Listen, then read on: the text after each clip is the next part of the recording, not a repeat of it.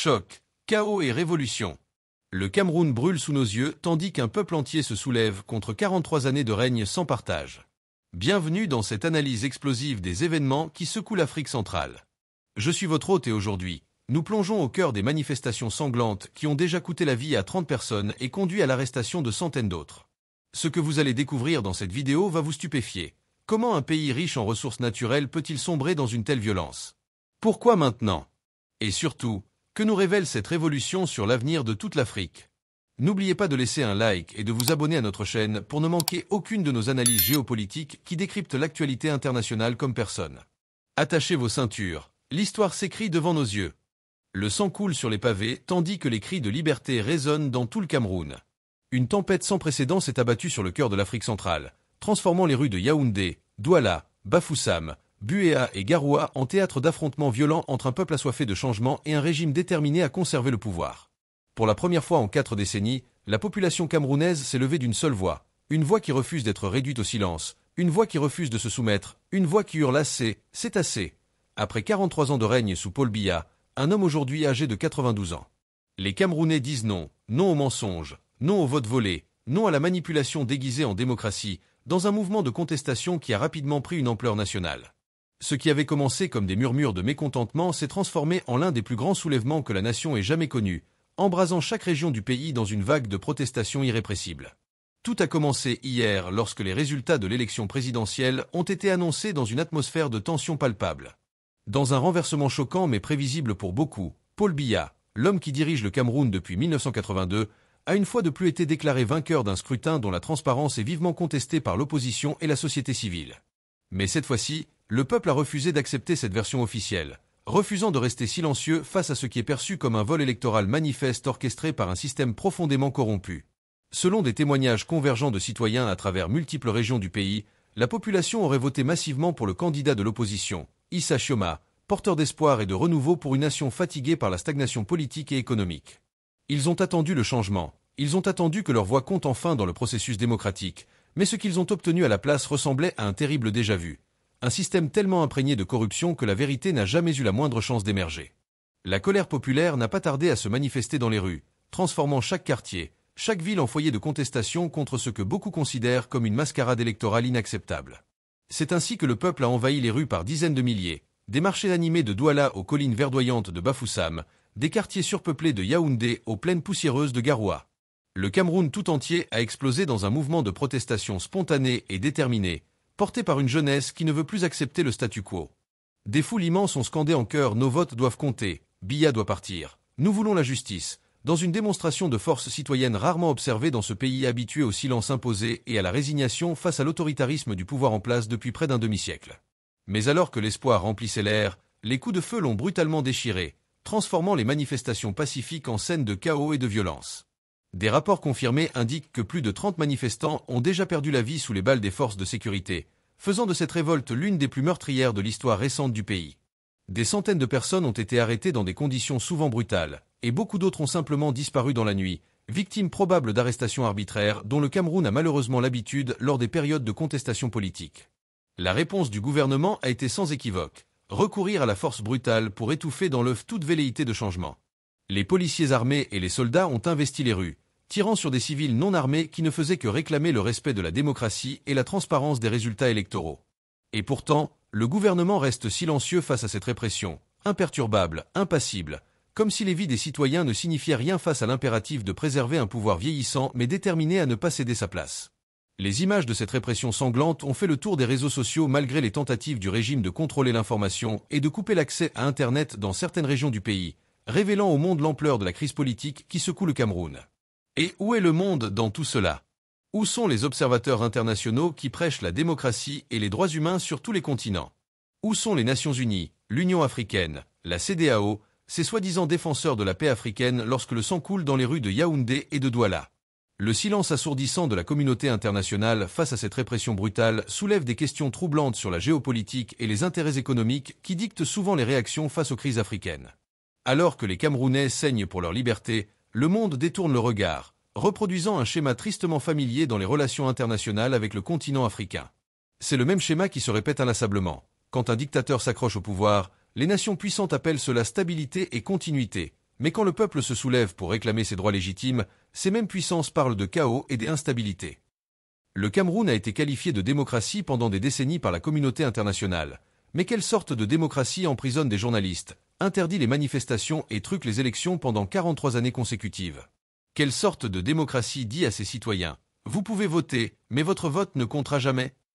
La révolution qui se déroule aujourd'hui dans les rues camerounaises est l'expression d'une frustration accumulée pendant près d'un demi-siècle de gouvernance autoritaire masquée sous les apparences d'un système démocratique de façade. Pour comprendre ce moment crucial de l'histoire camerounaise, il faut comprendre la douleur profonde d'un peuple. Pendant 43 longues années, les Camerounais ont enduré la corruption endémique, le chômage massif, la pauvreté persistante et les divisions ethniques soigneusement entretenues par un pouvoir machiavélique. Un pays si riche en ressources naturelles, pétrole, or, bois précieux, cacao, et pourtant la majorité de la population vit avec moins de 3 $ par jour, illustrant de manière criante l'échec d'un modèle de gouvernance qui a privilégié l'enrichissement d'une élite restreinte au détriment du développement national. Les infrastructures s'effondrent, les hôpitaux manquent de tout, le chômage des jeunes atteint des sommets historiques, tandis que l'élite dirigeante vit dans un luxe ostentatoire et que le citoyen ordinaire peine à acheter du pain. Des générations entières ont grandi sous un seul homme, un seul nom qui résonne comme un écho interminable dans la psyché nationale. Paul Biya, un dirigeant qui s'adresse rarement à son peuple, qui passe des mois à l'étranger pendant que le pays s'enflamme, et qui pourtant, comme par magie, remporte élection après élection avec des scores soviétiques qui défient toute crédibilité démocratique. Cette fois-ci, le peuple a vu clair dans ce jeu macabre de manipulation électorale. Cette fois-ci, il a dit avec force et détermination: nous ne serons plus jamais trompés.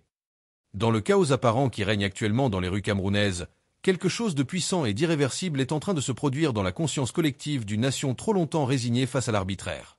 Un nouvel esprit s'éveille au Cameroun, un esprit qui ne peut plus être écrasé par la répression ni intimidé par la violence d'État. Des étudiants universitaires aux chauffeurs de taxi, des femmes des marchés aux travailleurs du secteur technologique, le peuple est uni dans un même cri qui transcende les divisions ethniques, religieuses et sociales savamment entretenues par le pouvoir. Ce cri unanime qui résonne désormais dans tout le pays est simple mais révolutionnaire. Nous voulons le changement maintenant. Il ne s'agit plus simplement d'une question politique ou partisane, il s'agit d'une question de survie collective, de dignité humaine fondamentale, de respect du choix démocratique exprimé dans les urnes par des millions de citoyens désireux de tourner enfin la page d'une gouvernance anachronique. Ce qui se joue actuellement au Cameroun, c'est l'émergence d'une génération qui refuse catégoriquement d'hériter de la peur qui a paralysé leurs parents et grands-parents pendant des décennies. Une génération connectée, informée, qui a vu ailleurs en Afrique et dans le monde des transitions démocratiques réussies et qui ne comprend pas pourquoi son pays devrait rester prisonnier d'un système politique fossilisé. Les manifestants ne reculent pas malgré la violence de la répression, ils connaissent les risques encourus, ils connaissent le prix potentiellement tragique de leur engagement, mais ils savent également une vérité fondamentale que les peuples opprimés ont toujours fini par découvrir. La liberté n'est jamais donnée gracieusement, elle est conquise de haute lutte. Et au Cameroun, le peuple est en train de la prendre. Cette liberté si longtemps promise mais jamais véritablement accordée. L'homme au centre de cette tempête politique est Issa Chioma, le candidat de l'opposition que beaucoup considèrent comme le véritable vainqueur de l'élection présidentielle. Un homme qui a consacré des années à lutter pour la transparence et la justice au Cameroun, bravant les intimidations, les menaces et même la prison pour porter un message d'espoir et de renouveau dans un pays asphyxié par la gérontocratie au pouvoir. Son message de campagne était d'une simplicité désarmante mais profondément révolutionnaire dans le contexte camerounais. Laissons la voix du peuple décider, un principe démocratique élémentaire mais jamais véritablement appliqué dans ce pays. Mais lorsque les résultats ont été annoncés par une commission électorale notoirement inféodée au pouvoir, la nation a assisté avec incrédulité à ce spectacle désormais familier. Une fois de plus, l'ancien ordre s'est déclaré victorieux contre toute évidence. Ce n'était pas seulement une défaite politique pour l'opposition, c'était une déchirure nationale, une trahison du processus démocratique lui-même, et cette déception profonde s'est rapidement transformée en fureur populaire incontrôlable.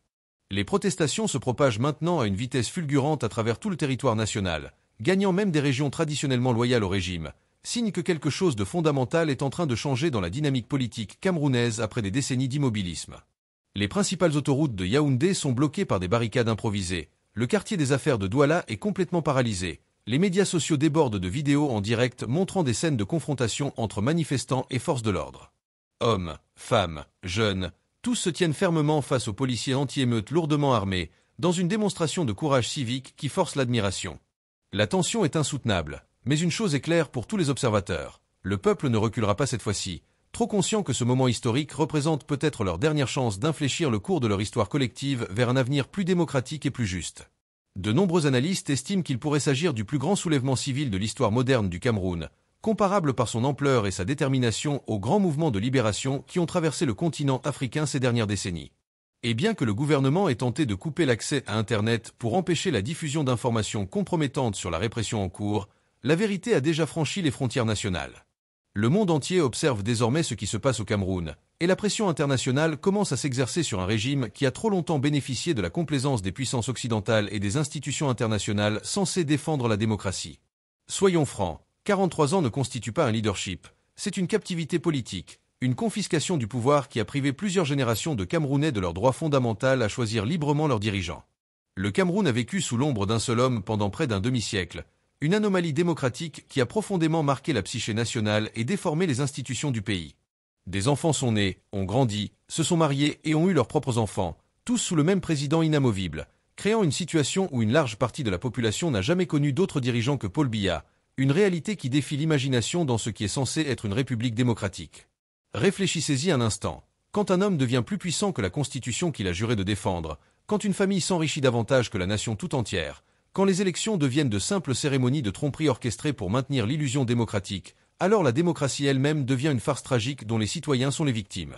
Et aujourd'hui, le peuple camerounais a finalement dit avec force et conviction « Nous avons fini de rire de cette mauvaise plaisanterie ».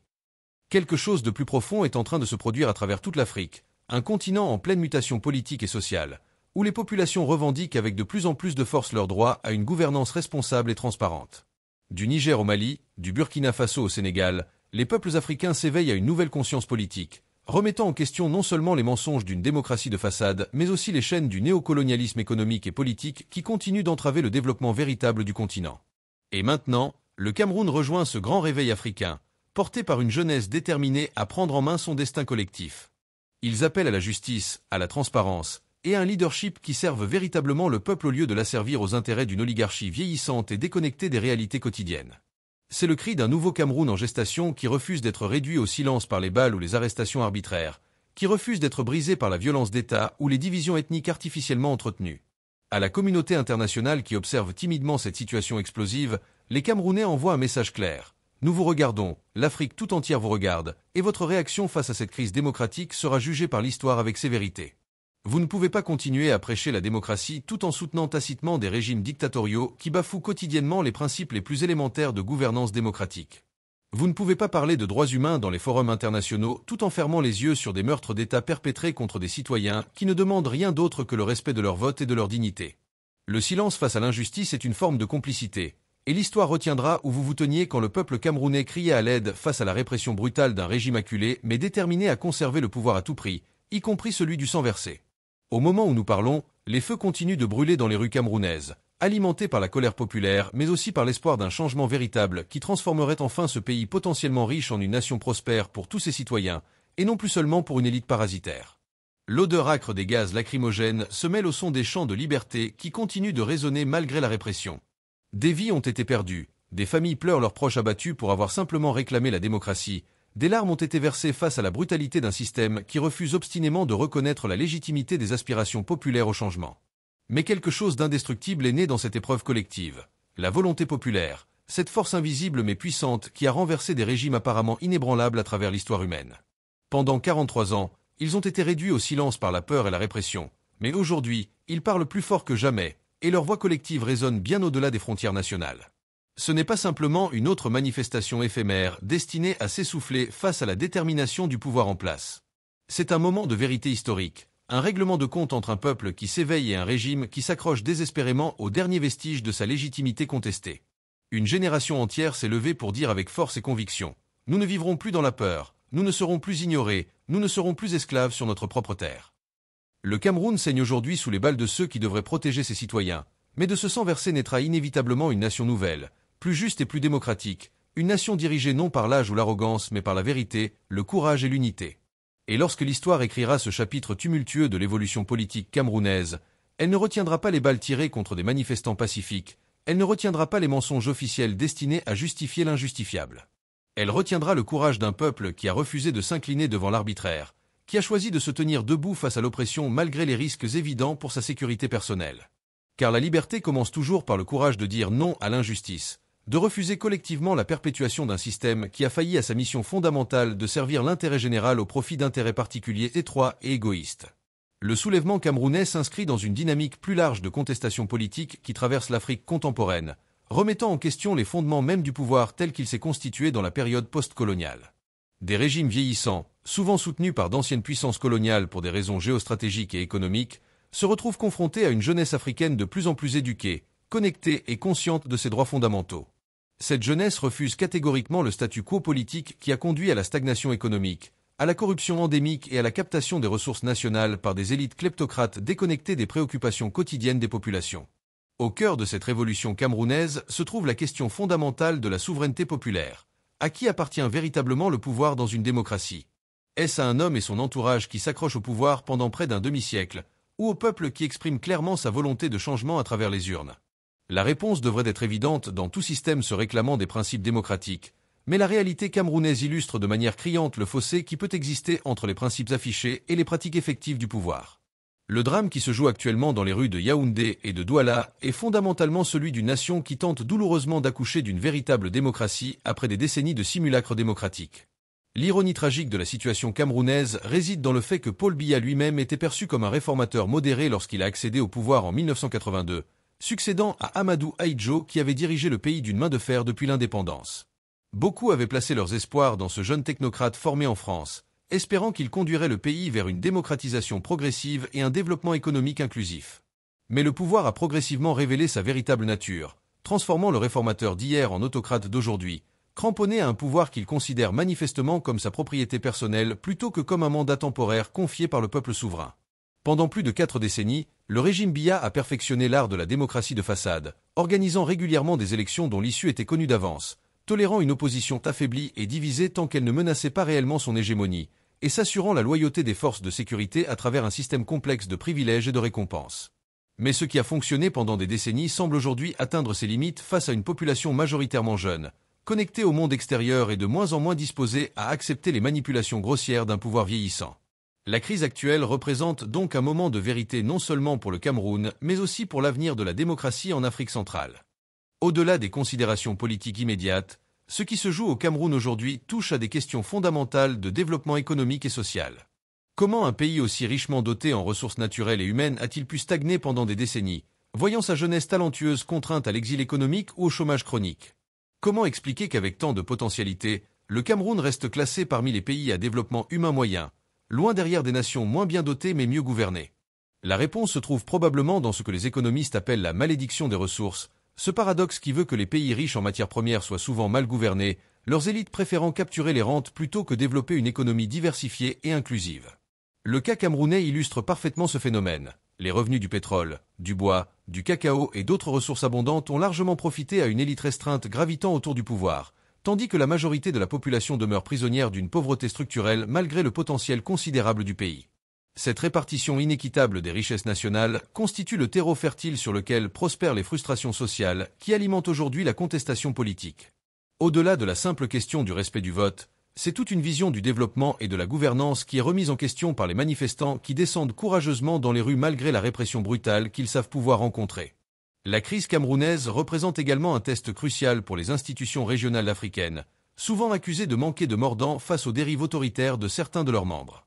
L'Union africaine et la CEEAC, Communauté économique des États de l'Afrique centrale, se trouvent confrontées à un dilemme délicat, respecter le principe de non-ingérence dans les affaires intérieures des États membres ou défendre activement les principes démocratiques inscrits dans leur charte fondatrice. Leur réaction face à cette crise sera scrutée attentivement par les populations africaines, de plus en plus critiques envers des institutions régionales perçues comme des clubs de chefs d'État plus soucieux de se protéger mutuellement que de défendre les aspirations démocratiques de leur peuple.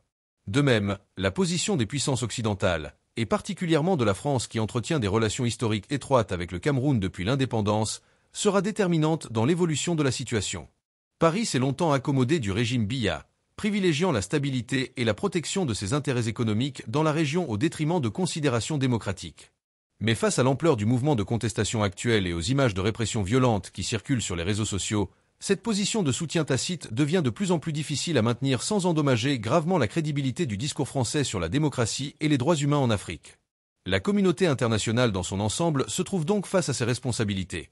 Va-t-elle une fois de plus privilégier la stabilité à court terme en fermant les yeux sur les violations flagrantes des principes démocratiques? Ou va-t-elle enfin reconnaître la légitimité des aspirations populaires camerounaises, exercer une pression significative sur le régime pour qu'il respecte véritablement la volonté du peuple exprimée dans les urnes? La réponse à cette question déterminera non seulement l'avenir du Cameroun, mais aussi la crédibilité du discours occidental sur la démocratie et les droits humains, trop souvent perçus comme hypocrites et à géométrie variable par les populations africaines.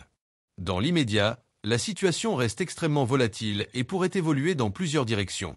Un scénario optimiste verrait le régime, sous la pression combinée de la rue et de la communauté internationale, accepter un dialogue sincère avec l'opposition pour trouver une sortie de crise respectueuse de la volonté populaire.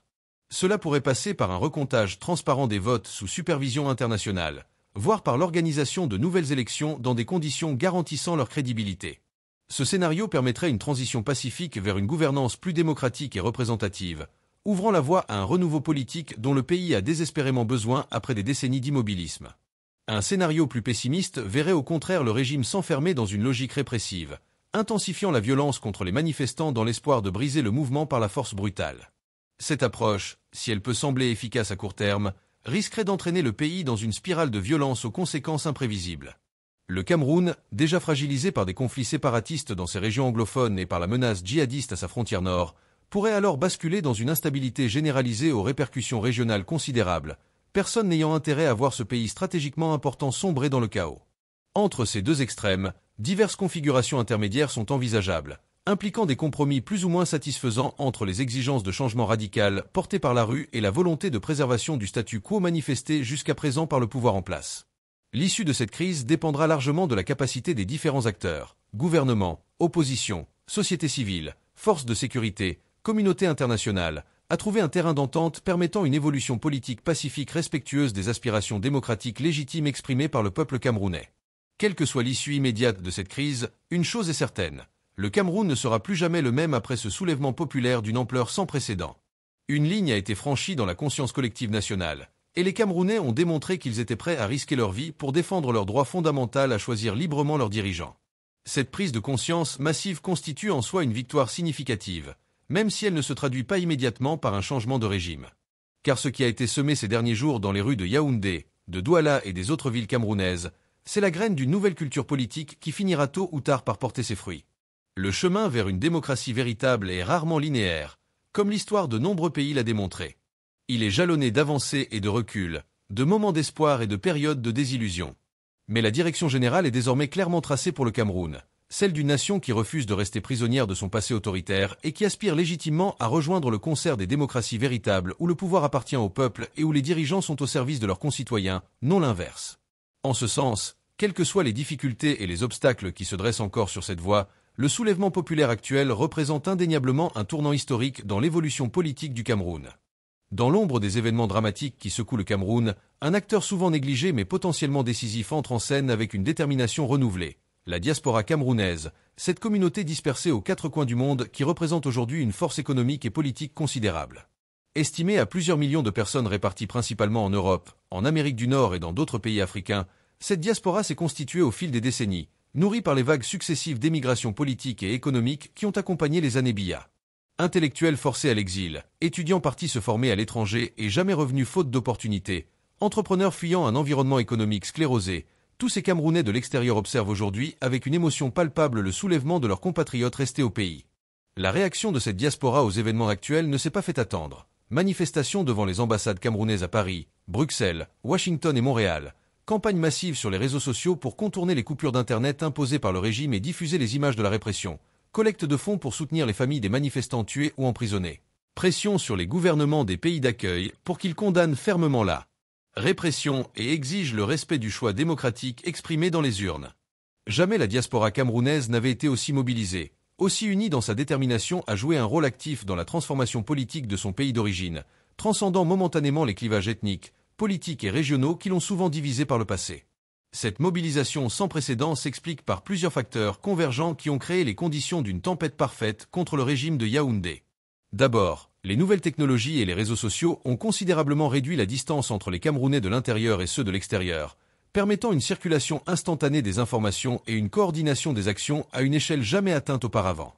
Les images des manifestants abattus à Douala peuvent être partagées en quelques secondes avec le monde entier, suscitant une indignation immédiate et court-circuitant les tentatives du régime de contrôler le narratif de la crise actuelle. La diaspora joue un rôle crucial dans cette guerre de l'information, servant de caisse de résonance aux voix qui s'élèvent à l'intérieur du pays. Ensuite, cette diaspora a acquis au fil des ans un poids économique considérable, les transferts de fonds des Camerounais de l'étranger représentant aujourd'hui une part significative du PIB national et faisant vivre des milliers de familles à travers le pays.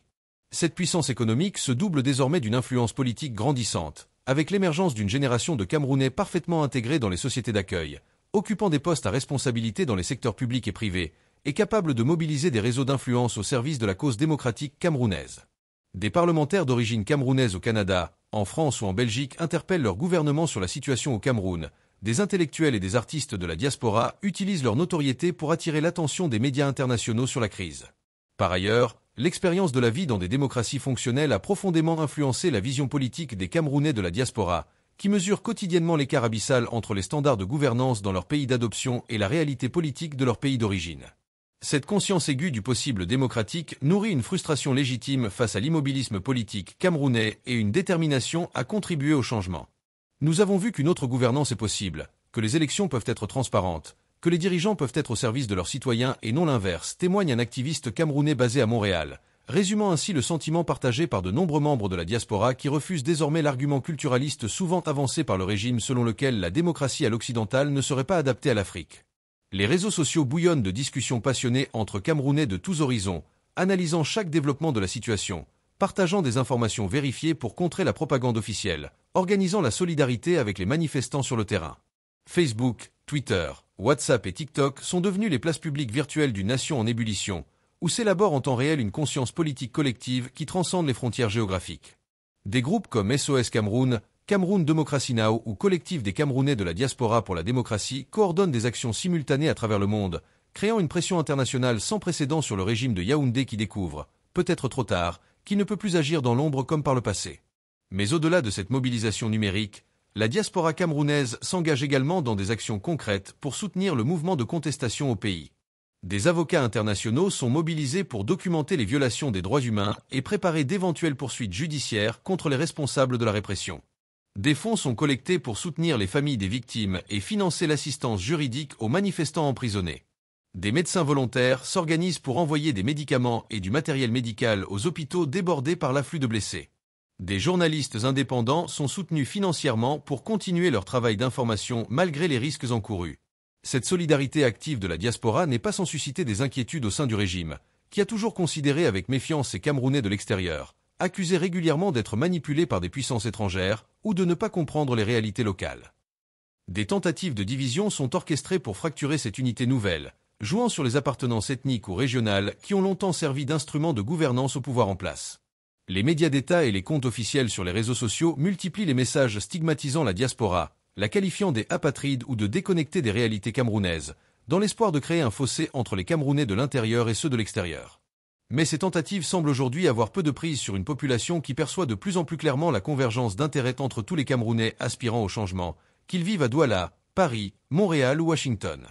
Nous ne sommes pas des étrangers, nous sommes le Cameroun aussi, et notre combat est le même. La liberté et la démocratie pour notre pays, affirme une militante de la diaspora lors d'un rassemblement à Bruxelles, résumant un sentiment largement partagé. La crise actuelle a ainsi paradoxalement renforcé le sentiment d'appartenance nationale chez de nombreux membres de la diaspora, réactivant un lien avec le pays d'origine qui s'était parfois distendu au fil des années d'exil volontaire ou forcé. Le Cameroun se trouve aujourd'hui à un carrefour historique. Ce que nous venons d'analyser n'est pas simplement une révolte éphémère, mais bien le début d'un changement fondamental qui pourrait redessiner la carte politique de l'Afrique centrale. Les événements des prochains jours seront décisifs. La diaspora se mobilise, la jeunesse refuse de plier, et pour la première fois en 4 décennies, l'impossible semble à portée de main. Comme nous l'avons vu, cette crise dépasse largement les frontières camerounaises et interroge directement l'engagement des puissances occidentales envers la démocratie africaine. Je tiens à vous remercier sincèrement pour tous vos commentaires passionnés qui enrichissent notre réflexion collective.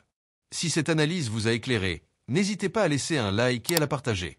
Rendez-vous très vite pour suivre l'évolution de cette situation explosive qui pourrait bien être la première domino d'un printemps africain tant attendu.